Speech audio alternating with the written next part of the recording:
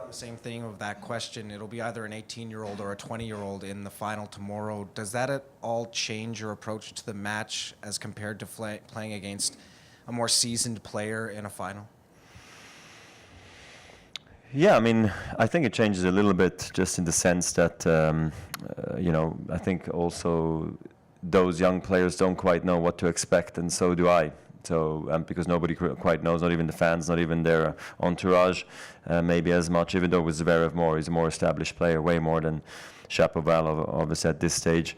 It's still, it's a big opportunity, it's a huge opportunity, this semis tonight and then the finals tomorrow for them. It's exciting, like I said in French just now, to have a player at 18 or 20 years old in the finals of a Masters 1000s is not something we've seen so often. Very rarely, except when maybe Andy Novak and Rafa, were coming up. They were such great teenagers that we saw it maybe more often. But not even I probably achieved finals of Masters 1000 at that age. So I think it's very exciting for tennis. It's the biggest stage that we have in the game on the ATP Tour. So to have young guys like this be there, it's a good opportunity for them. Roger, Ivan Lubicic, do you think he has a pretty good job? He coaches a good player, and you gave him 6 months off last year. Well, it looks like it, but it wasn't like that. Okay. I just wondered, what special does he bring to your game compared to anybody else who's coached you before? No, I mean, I hope he has a good job. I hope he's happy with his job, and I'm happy too. So I think we go well together.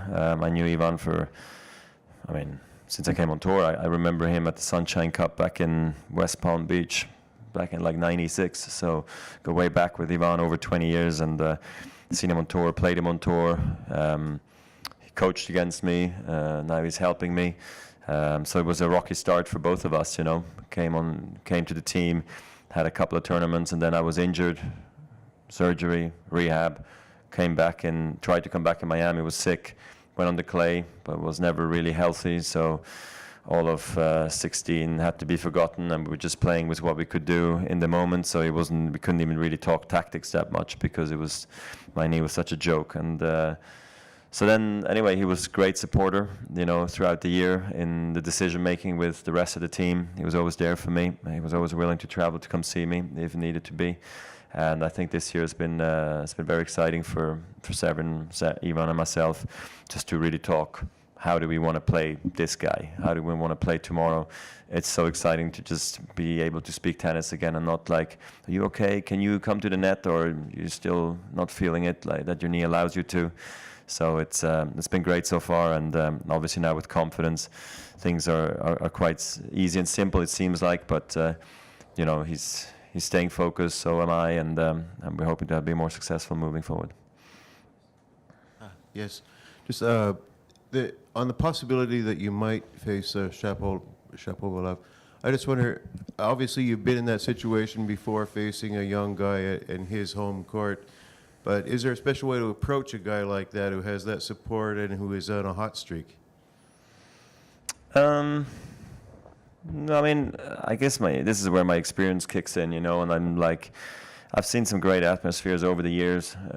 Almost anywhere I went, I've been in such close battles, and where the crowd goes wild, that you just expect that maybe in a finals like this. But I know that that's not going to be the problem for me. It will be, what are his serving patterns? What are his shot-making decisions? How much can I focus on my own game? How much does he allow me to play my own game? And that's my first that would be my first question I would ask myself, and the rest then happens by itself really at this stage of my career. But even Zverev, same thing, because he haven't played him that much yet, and never really on hard courts except here at the Hopman Cup. It would be also a good match, just to watch, I think. Roger, considering what you said last weekend about, your form, how do you see it now? Yeah, look, I'm happy. You don't always have to play your very best to come through, and of course I'm very happy to have made it here. It was a good decision for me. If I would have known I would have gone to the finals, I would have said yes right away. But sometimes you just got to wait and see how you feel, and I'm happy most happy about that I'm actually really healthy going into the finals. You know, haven't wasted too much energy.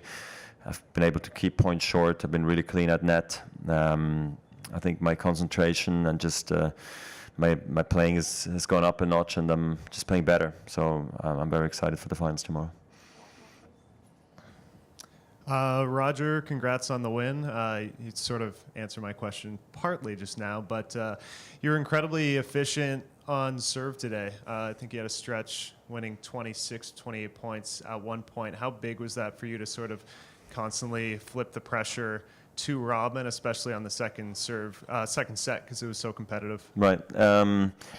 Yeah, I mean, it's been a bit up and down this tournament, you know, the serve. I mean, I've been serving okay in patches, you know, but that's not what I like doing. I like to be consistent and then serve clutch when need be. So it's not been really going this way.